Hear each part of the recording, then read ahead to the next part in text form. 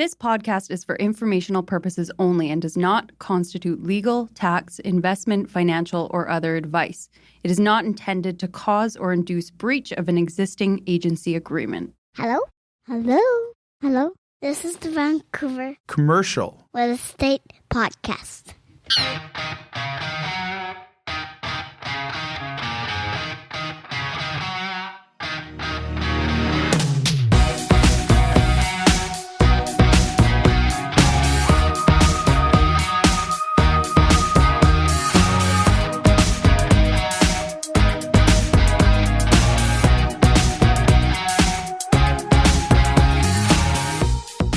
And welcome back to the Vancouver Commercial Real Estate Podcast. I'm Cory Wright.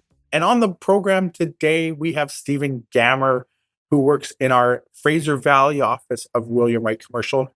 Also was recently named a partner in the company with our new launch of our Partner program, where we inducted 7 partners into the company this year. And Stephen's going to unpack the 2026 provincial budget. Stephen's got a long history in politics, worked with the Gordon Campbell government, and is kind of like our own internal politician when it comes to company-related situations. And he's also going to unpack how this will impact not just British Columbians, but also how it impacts commercial real estate. And I think a lot of people will be very surprised at how much impact this potentially could have on costs related to development, which will eventually get passed on to the end consumer. He also unpacks a lot about the deficit and the debt that the province is racking up, just how much of the overall budget is contributed to debt payments alone. It's kind of staggering. So I think this year budget caught a lot of people off guard with the introduction of PST on services that were previously exempt. So it will be very interesting to see how Stephen takes his point of view on political history. But let's not waste any more time. Let's get to our interview today with Stephen Gammer from William Wright Commercial Fraser Valley, unpacking the 2026 provincial budget. This podcast is presented by Impact Commercial. Impact Commercial, John, Alan, the team over there are fantastic. They've all been on the show. They have, yeah. Friends of the show. Great guys. Wealth of experience. They can help with all your commercial financing needs. Whether it's owner-occupiers, land development funds, commercial investments, or multifamily, these guys got you covered. And they recently obtained their CMHC correspondent lender status. So for all your commercial lending needs, visit them at impactcommercial.ca. That's impactcommercial.ca. Attention realtors, homebuyers, and investors. If you missed out on Atlin at Clayton Crest by Zentera Developments, here's your second chance. Atlin sold 80% in just 3 months, Adam. And because of that success, Zentera is launching Building 2, Butte. Located in West Clayton and walking distance to the future SkyTrain station, prices are still low for now, but not for long.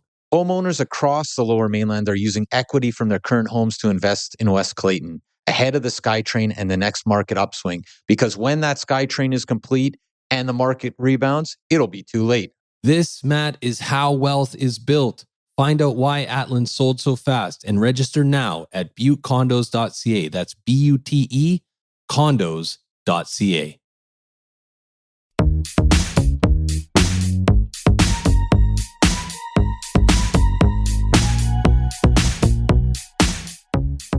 We're here today with Stephen Gammer, senior broker with William Wright Commercial's Langley office, recently named partner at the company, and also a very extensive political background. Stephen, thanks so much for joining me today. Morning. How are you, Cory? Good, Steve. You've been on the program before, but just in case our listeners didn't hear the last one, tell us more about yourself, how you ended up at William Wright Commercial, and maybe if you want to dabble a little bit into the political background, you're welcome to. So I've been in real estate for a little over 20 years now, and I came to William Wright about 2.5 years ago. I do mostly office industrial in the Fraser Valley and former director of the real estate board out there. And before real estate, I was working at the legislature as a communications officer under the Gordon Campbell era government. Well, I think I'll add some notes that we met, would it be 12 years ago now, 14 years ago? Probably. On a transaction. I think I talked to you way back when, Steve, you got to come join us at William Wright Commercial. You probably thought you're nuts. No, thank you. But I'm proud to say, almost a decade later, we got you. Yeah. So thanks once again for joining us today. Today we're going to unpack BC's budget. Okay, the 2026 budget just came out. I think it's been criticized by everybody and then some. There's some surprising things that I think it came out that the business community is very interested to probably discuss further on. There's some stuff I think that has direct negative impact on development and stuff like that. So we wanted to bring you on today. We want to unpack this. We know you've got the political background, but before we dig into any one item, what were your initial thoughts when our good friends at the NDP rolled this out? The deficits, the introduction of stuff. What were your thoughts when you're reading this or watching this? So let me start off with the parts that I think are the best part of the budget. Okay. And that's moving on to the next one then. That's about it. Zero. You can say zero together. That's in this budget. Yeah, they've come up with something that in the most complimentary way that they can say it, it has quote unquote alienated everybody. They've called it a balanced approach. They're trying to say that because everybody doesn't like it, that means that we're taking the middle of the road, which is absolute garbage. This budget has done things that we just really do not want to see the way that the government is going. They've been going in a bad direction for a very, very long time, and they're continuing down the exact same road. So, well, I think, sorry, I didn't mean to cut you off there. I was listening to Matt Adams' podcast this morning, the Vancouver real estate podcast, which they also too covered the budget. We're going to be about a week later than their episode by the time this is released. But they did it. I think some good points that came from there. It's like the NDP traditionally has not been a good government at running business or business growth or economic growth for that matter. And now they're kind of thrust into that position where it feels like what they traditionally would run on, now they're almost having to do somewhat of the opposite because now they're forced to have to grow the economy. They have to find their way out of this massive deficit, which I think it's good to point out that they took over.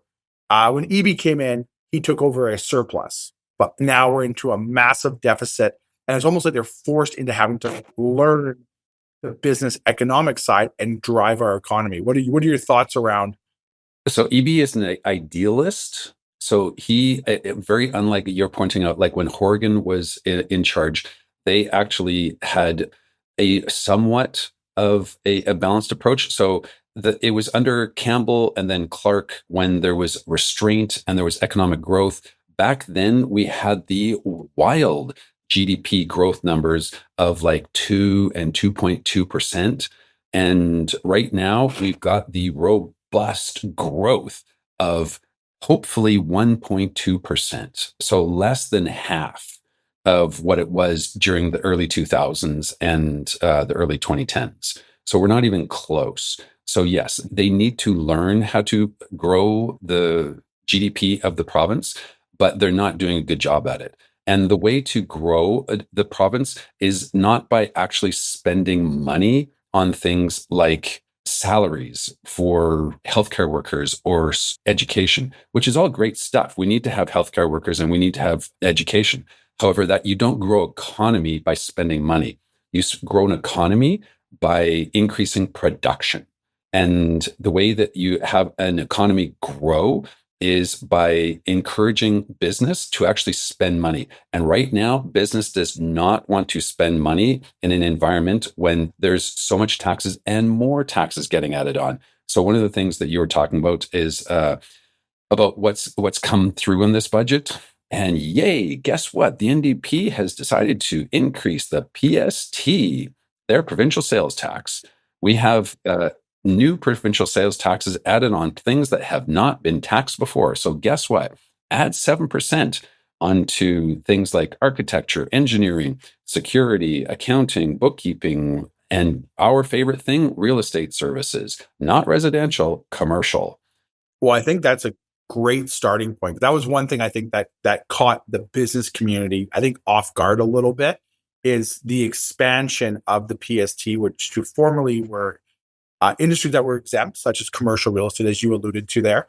There's now going to be PST on that. And I think you're going to find from a commercial real estate standpoint, where it's going to have dramatic impact is, we'll talk about the developing world in a second, but you look at companies and buildings operating budgets. And for those listeners that don't understand how GST typically works, is GST, you collect GST, you have ITCs or input tax credits that allow you to recover whatever GST you paid out. So if I collect $1,000, but I paid out $300 in GST on goods and services that I purchased, I can then remit the net GST of $700. I don't have to remit the $1,000. I only have to remit the $700 because I paid out $300. PST does not allow for that. PST, it's in, it's collected, and it's paid. There's no input tax credits to it. So I think when you look at it from a commercial real estate standpoint, before we get into the commission structures, that this could have a dramatic impact on pricing, probably in a negative way. But also when you look at building operations, and usually most building operations, operating budgets are typically net of GST. Now you're going to have operating budgets that are going to most likely have to include PST, because this is a 7% cost the landlord will probably incur on a lot more services now than they did before, which is going to put further strain and pressure onto tenants right now in not the robust economy. So I think that right off the bat, I think from a tenant standpoint, it's going to have impact. But to what you said, commercial real estate is now PST is going to be charged on commercial real estate transactions, where before, if I'm selling a building and it's $10 million and the commission is, for argument's sake, $100,000 of that, there's now a 7% non-recoverable PST that has to be paid, versus the GST I pay, I at least get the ITCs out of it. Yep. That it's going to flow through. Yep. But now I'm going to have to look at those costs. And that's also going to pertain to leasing and all commercial real estate commissions, that these are additional costs now that people have to include when they're looking at doing commercial real estate, which was previously exempt. And to go one step further from that, a lot of the other services that a commercial landlord potentially could use, to your point, architects, accounting, legal, are now going to have to pay an additional 7% tax on, which is going to further constrain and squeeze buildings even further than they already are, especially right now in the multifamily side, where there's no ability to have an operating budget for recoverable. All these costs get flowed through to the end consumer. So it's going to increase the price of housing, of commercial space for tenants that are going to be going into places. It's just going to increase the cost of living for everybody. So it's just making things harder to actually just live here. Well, I think one thing too that we'll touch base on now is development. And obviously, governments run on affordable housing. And I think in this province, it's one of the biggest challenges we have is our province functions around real estate. Our communities function around real estate. By that, I mean, when you look at cities' budgets, a lot of them are dependent on DCCs and CAC fees and all of these costs getting paid to the municipality or cities for development in their cities. And they use that as a crutch in a lot of cases for their budgets, which is very, again, real estate related. When we go even further than that, we talk about affordable housing issues, is not only do I have these costs from Metro Vancouver boards, do I have these costs from my own local municipalities and things, but now a lot of my auxiliary expenses, such as architecture or accounting, all now come with a PST charge as well of 7%. Yep. Those costs are going to flow back to the end purchaser, which is again going to put further pressure on affordable housing, because now all these auxiliary expenses are going to be billed to the developer, who then is going to, again, just forward them right on to the end purchaser, which is going 100% against the affordable housing platform that the parties like the NDP really push for. So one of the things that you might not have heard being business oriented, but one of the things I do is working with nonprofits, is the province is no longer funding shelters. They're only going to be funding housing. So if you are on the lowest rung of society, and you just have a shelter bed at some location in Prince George or Kelowna or in Burnaby or something, those shelters are losing their funding. They're pushing it towards stable long-term housing.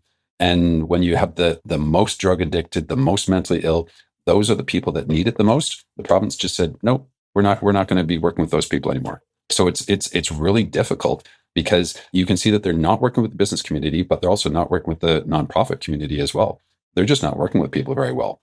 And part of the problem is, one of the things that is going to start hitting us more and more is, if you've heard of the term, the debt spiral.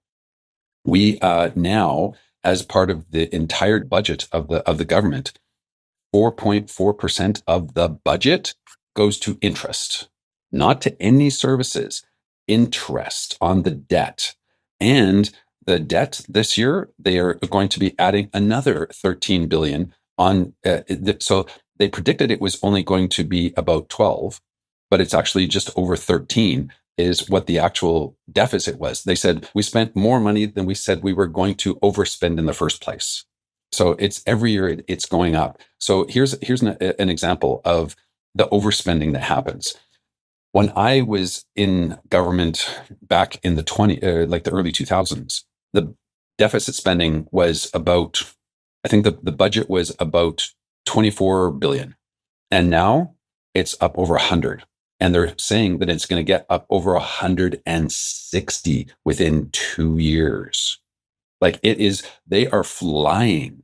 Like for example, one of the things that came out, they said that we're going to be cutting 15,000 public service jobs. Well, they're not actually cutting.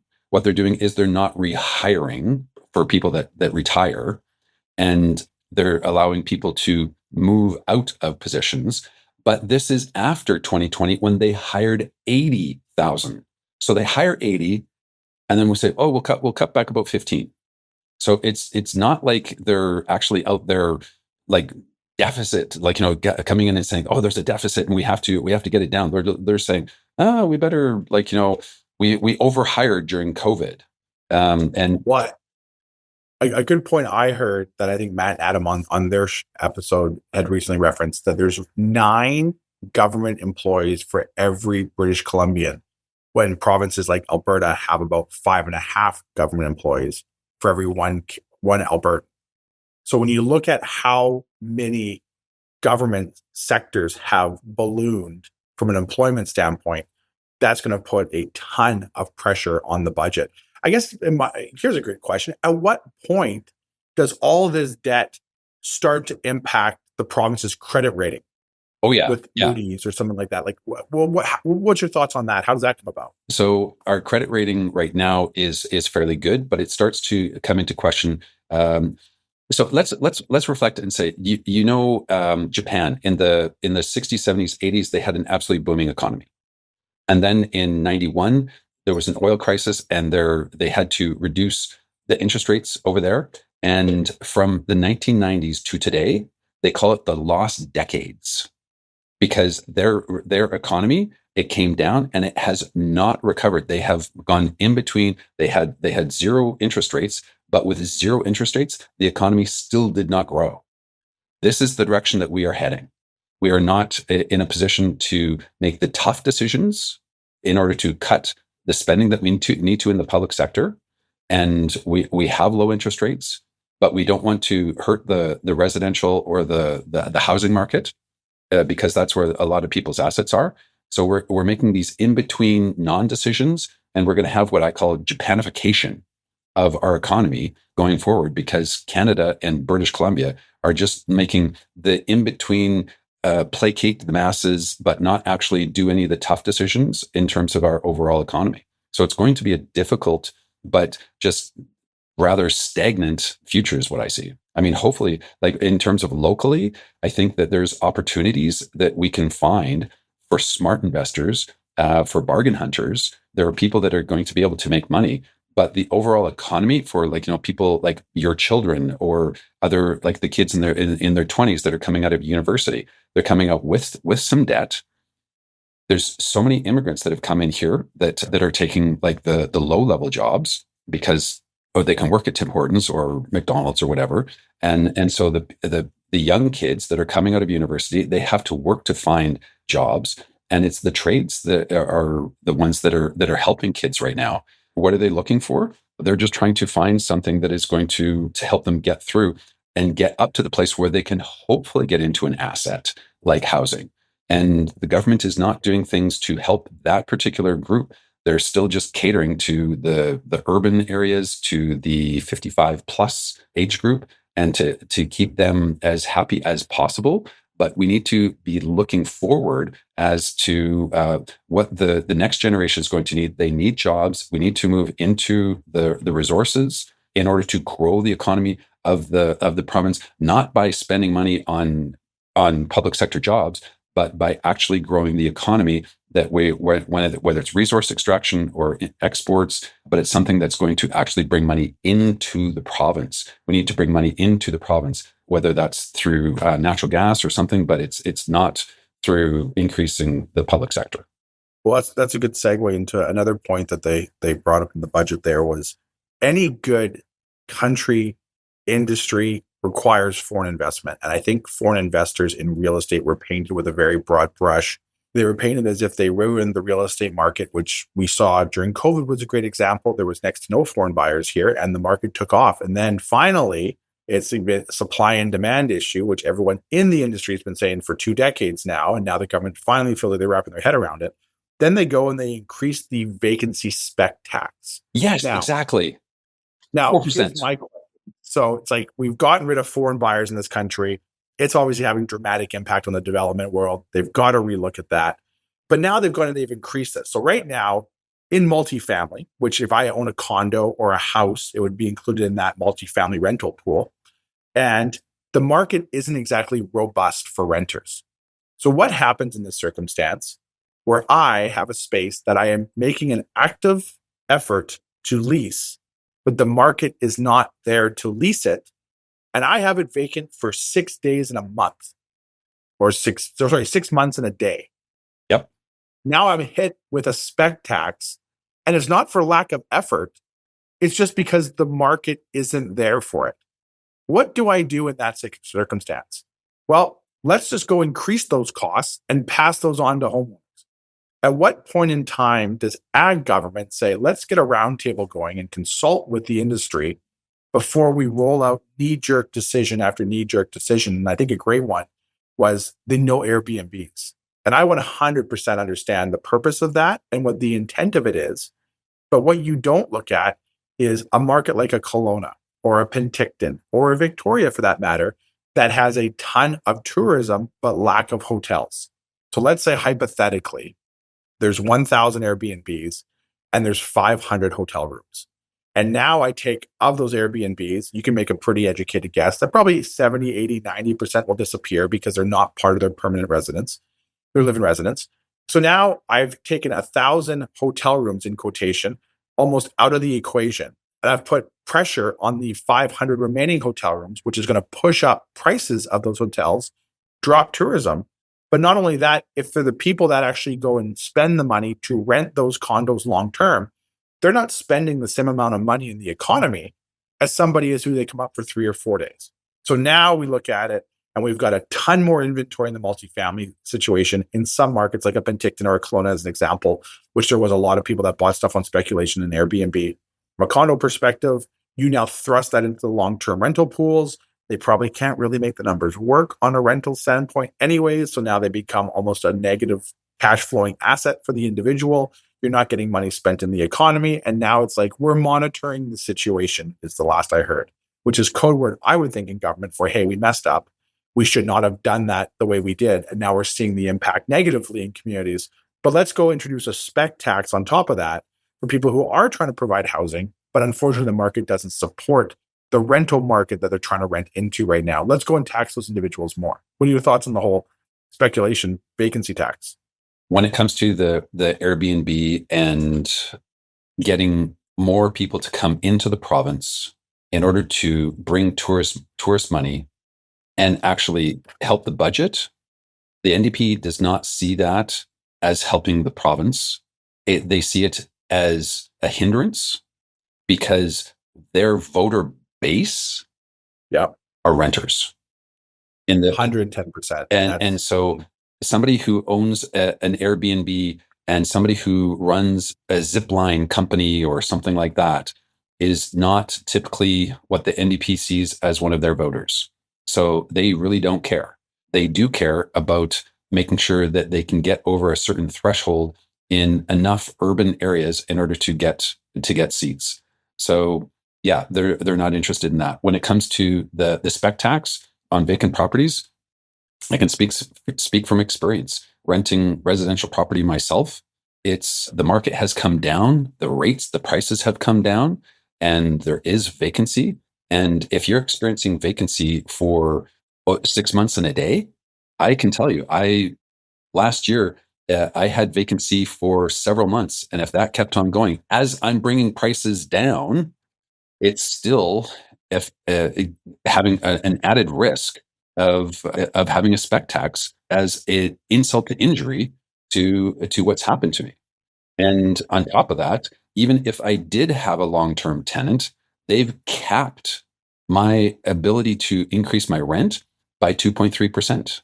So like, it doesn't matter that the property taxes have gone up. It doesn't matter the strata fees have gone up, insurance, property management fees, anything that goes wrong. If there was a tenant that moved out and caused damage, like good luck on trying to collect that. But there's a complete disconnect in terms of understanding how to encourage the market to grow and to provide more service and to provide more options to tenants, as opposed to catering to a voter base. Now, does that not become some type of conflict of interest where if you're the premier, aren't you supposed to be making the best decisions on behalf of British Columbians and not focusing on a sector or a small group of those British Columbians in order to get voted back in, not making the best decisions for the province? I would love to say it's conflict of interest, but it's not. That's just what you call raw politics. That's politics. Well, I think one thing too, and this is probably not going to be a very well liked comment, but if you look at like the Port Mann Bridge, yep, right. Obviously, when they came in, the Liberals had built it. There was tolls on the Port Mann Bridge. Nobody liked the tolls, and I get that. I drive over it too. I didn't like it either, but that's a big expense that I have no direct revenue to kind of offset. So when they got in, obviously they removed those tolls, but that debt still lingered. And now when we look at the building of the new Patella Bridge, which is another massive undertaking, surprise, surprise, it went over budget, but you're adding all these massive infrastructure costs, which are needed. No one say they're not needed, but you have to have some type of direct revenue source to hopefully offset these. Because yes, you're not paying it $1 every time you drive over it, but we're all paying for it in the province when we look at these type of deficits. So on assets like that, I think having a user pay system is a good idea, but you need to have a user pay system that's going to be over not just one bridge, but over the entire area to make it fair. But what they decided to do instead was have people in Dawson Creek and Smithers pay for the bridge that goes between Coquitlam and Surrey across the Port Mann. So I personally don't think that somebody in Atlin, BC should be paying on their taxes for a bridge that they will never even see unless they come down here. So it's having a user pay system is a way that I might not enjoy, but at least it's balanced and at least it's fair. Well, that's a great point too. If I'm sitting in Dawson's Creek and I'm paying for people to drive over the bridge to and from Surrey to New West and over the bridge to and from Surrey to get into Coquitlam, I'd be livid. Yeah. And I think when you look at it too, like I was away over the holidays in Florida where they have a thing called Sun Pass. Every time you drive, it's like, 32 cents, please. But it's the cost. It's the cost of doing business. And you can't, from a government standpoint, continue to build and take on these massive infrastructure costs without figuring out a way to have some type of direct income from them to at least offset it, for your point exactly, for people who are not in a position to pay for it because they don't need to pay for it because they're sitting in Dawson's Creek or they're sitting in Smithers or they're sitting in Prince George, but they're all contributing to it through a deficit. Well, you hit it on the head, and that is it's about controlling costs. And we have not seen this government have any appetite at all in terms of trying to control costs. So like an example of that is in healthcare. Healthcare costs in BC have doubled since 2017, like full on doubled. The Fraser Institute put out a paper that said that the healthcare costs in BC have risen from 1.3 billion to 2.7 billion just since from 2017 to today. So it's like if we're going to have people that are going to be managing our funds for us, they need to be actually managing the expenses side of the ledger, not just the revenue side of the ledger, and getting more money out of us. And they just have no appetite to even try to rein in costs or do something to control costs. So I guess as a final question, and we could go on for this for hours. Obviously, we're taking it more from a real estate standpoint where we're sort of talking about a lot of these points there. How would you rate the budget? If A being great and F being a complete failure, you've watched politics and been in politics for a long time. How would you rate this budget? Well, if failure, okay, it depends how far down the line you want to define as failure. If failure is somebody that is not able to keep the province together. So if the province is just falling apart completely, I'll call that an F. If the province has a positive growth rate that's like 2 and 3, 4% or something like that, I'll call that an A. So on this particular one, I can give it a straight C-. Like I can say that the province is still together, but it is going the absolute wrong direction. I could give it a D+, a C- or a D+, but there's absolutely no vision. There's no controlling expenses. The debt is spiraling out of control. The problem is that if we look at the government services that we had 20 years ago when I was there, the budget is 4 times as big now. Do you think that we have 4 times as good services that we're receiving from government today as we were 20 years ago? I don't. And part of that is that we keep on doing deficit spending, meaning that we are spending today the money that your kids are going to be paying for in the future. And I don't think it's fair to them. So we need to get ourselves under control and to bring things to a place that is not going to be hurting future generations. But that's all they're doing. They're just stealing money from future generations. Like the government budget is built on credit, and the credit that they're spending is the children and grandchildren, and just taking money because they're too selfish right now in terms of how they're approaching things. So I'd give them about a C- or a D+ at best. You're way too generous, Steve. You're way too generous with regards to that. As I said before, I appreciate taking the time. I know you're extremely busy. We wanted to tap into your brain and get your thoughts since we know your political history. But before we let you go, we got a 6-pack of lighthearted questions. You've been on the program before. Do you have a few more minutes to hang out with us? Let's do it. Awesome. First question up. Vacation spot if you find the time in 2026. I'm planning on going fishing off of Yaklulit, Broken Island chain, doing some salmon fishing. So keeping my money inside BC, helping BC, doing my best. Good. In my spare time, Stephen Gammer does what? Sailing. Oh, it's quick. A book recommendation for our listeners, and does not have to be real estate related, but can be. Okay, I'll go like way off into literature and say Brothers Karamazov by Dostoevsky. Absolutely just one of the most brilliant books ever written, like in any language. It's just look into the human character like you can rarely ever find anywhere. Brilliant. Great suggestion. Will NDP still be in power in 2027? In 27? 2027. Recently, the Greens have broken off their agreement. Obviously, it gives them a little bit more negotiating room. Does that have any impact on a confidence vote in the future? No. Nobody wants an election right yet. The Conservatives don't have their act together yet. They have to get a leader. There's a couple people that I like, one of them being Carolyn Elliott. I think she has some really good potential. And the NDP, they can stay in power and be a 5 out of 10 if the voters perceive the others as 3s and 4s. So it's about perception. So like you need to have our politics are created a lot more around the cult of personality. You've really got to have like a dynamic leader. You got to have somebody that you can rally around. And right now, the Conservatives, the right wing, doesn't have anybody that is firing up people. So I hope they find that person and that can take them on. But right now, ask me that question after there's a Conservative leader that is going to do something, and then I might have a different answer. Do the Canucks win the NHL draft lottery this year? Oh, I'd like to see that. Can I answer hopefully instead of actually? Yeah. Well, like I said, knowing our luck in this town is what's going to happen is they're going to go on like a 10-game winning streak right at the end of the season. Exactly. Pointless.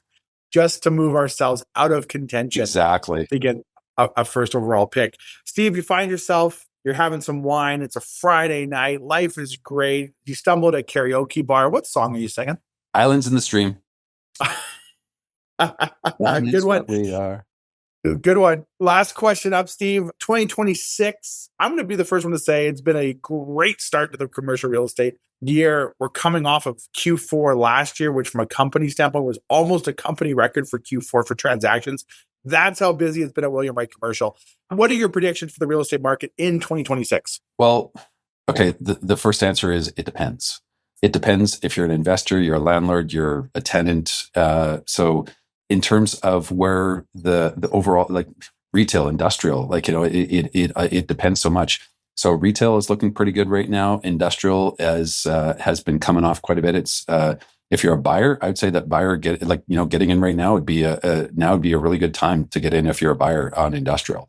If you're a land developer, it's like keep your cash tight because there will be some bargains that you'll be able to find out there because of foreclosures and a few things like that for people that have overextended. So now it's a bargain time.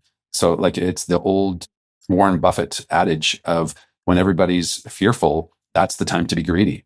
And when everybody's greedy, that's the time to be cautious and stand back. So right now, everybody is fearful. So I would say be a contrarian and make sure that you have your financing lined up. But now would be, I think, a good time to look at the future.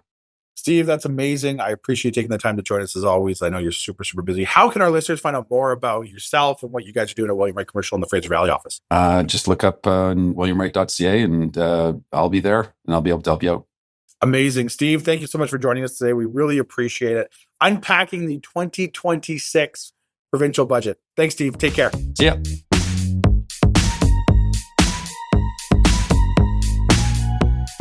There you have it, folks. Our interview today with Stephen Gammer of William Wright Commercial Fraser Valley. And a great conversation with Stephen. Love having his insight. I know he comes from a political background. We're very fortunate to have him in the company. Anything that comes to politics, anything from a community level all the way up to the provincial level, even a federal level, Stephen's got always great insight. So today he unpacked that for us. And surprisingly, I think a lot of people would be, kind of nervous, I guess would be a good way to put it, with the PST introduction on more auxiliary services that developers have to incur. It's a challenging time for developers right now to get shovels in the ground. And these costs aren't going to make it any easier. And these costs eventually are going to get forwarded on to buyers and just continue to put further pressure on the affordable housing mandates, which under this government are not seeming like they're coming together. And our province operates a lot on real estate. And every time we have financial challenges, it feels like we'll just throw more money at the real estate industry and they'll pay for it. And that will have a negative impact on all of us moving forward and consumers and all of that stuff. So I had a great episode today with Stephen Gammer there. Another great episode we're going to unpack next week, guys. Thanks so much for listening. We appreciate it. And we'll see you next week. Take care. Subscribe today.